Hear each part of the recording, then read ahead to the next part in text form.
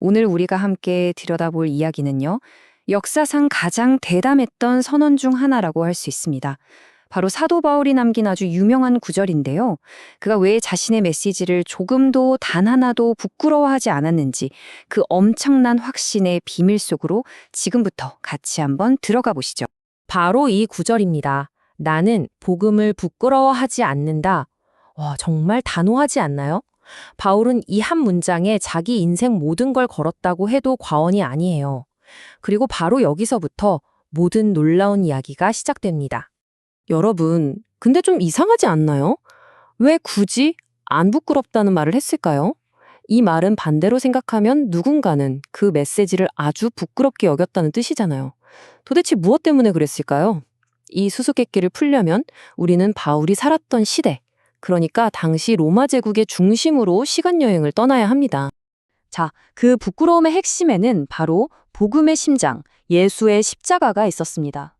우리야 지금 십자가를 거룩한 상징으로 생각하지만 당시 사람들에게 십자가 처형은요, 상상할 수 있는 가장 끔찍하고 가장 수치스러운 죽음, 그야말로 완전한 패배의 상징 그 자체였거든요. 지금 보시는 이 화면이 당시의 충돌을 아주 잘 보여주는데요. 먼저 유대인들 입장에서 한번 생각해 볼까요? 그들이 평생 기다려온 구원자, 메시아가 저렇게 힘없이 죄수처럼 죽는다고? 이건 말도 안 되는 거죠. 그래서 그들에게 십자가는 믿음의 걸림돌이었습니다.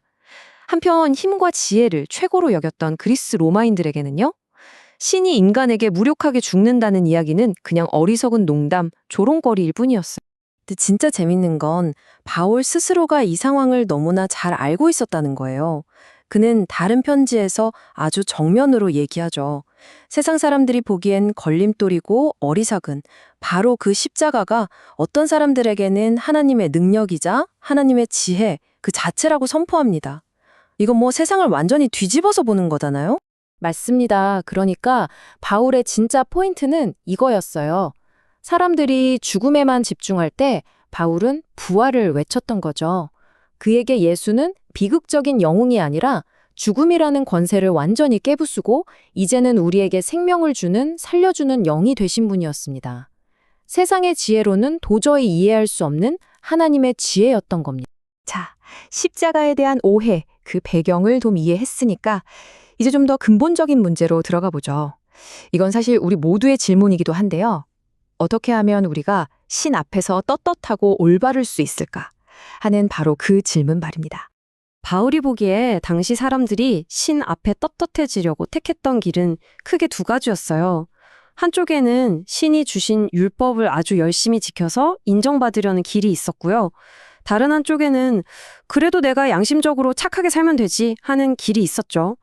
그런데 바울의 통찰은 뭐였냐면 두 길 다 끝은 똑같다, 실패다 이렇게 본 거예요. 아니 왜 둘 다 실패한다는 걸까요?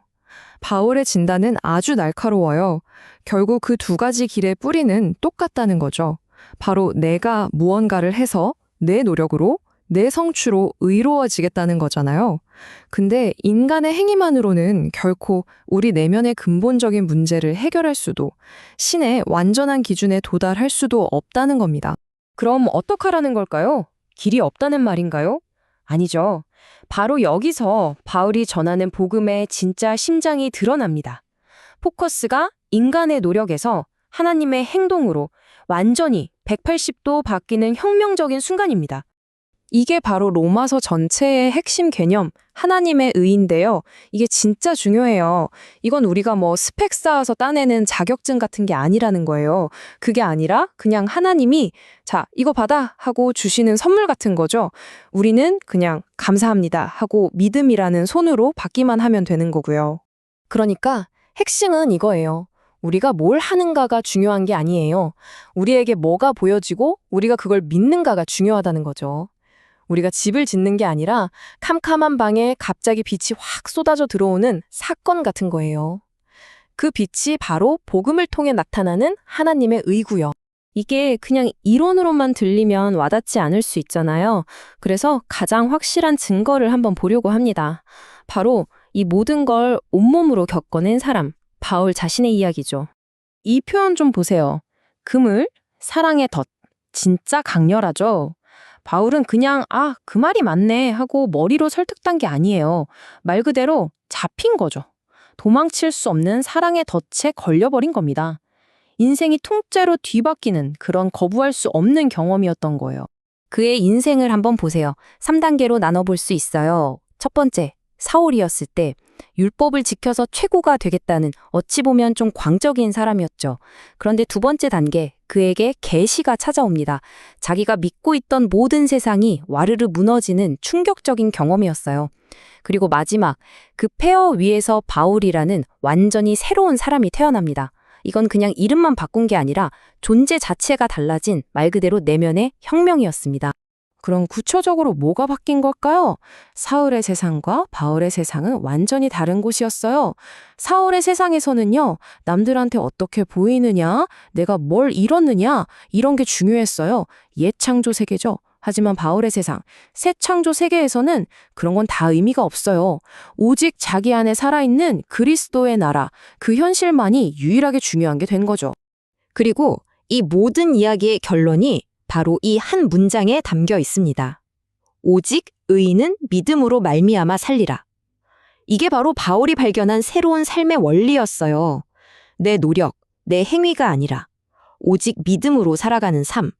이게 그가 그토록 부끄러워하지 않았던 복음의 핵심이었던 겁니다. 자, 한번 생각해 보세요. 한 사람의 인생을, 그의 세계관을 통째로 뒤엎어버릴 만큼 강력했던 이 메시지.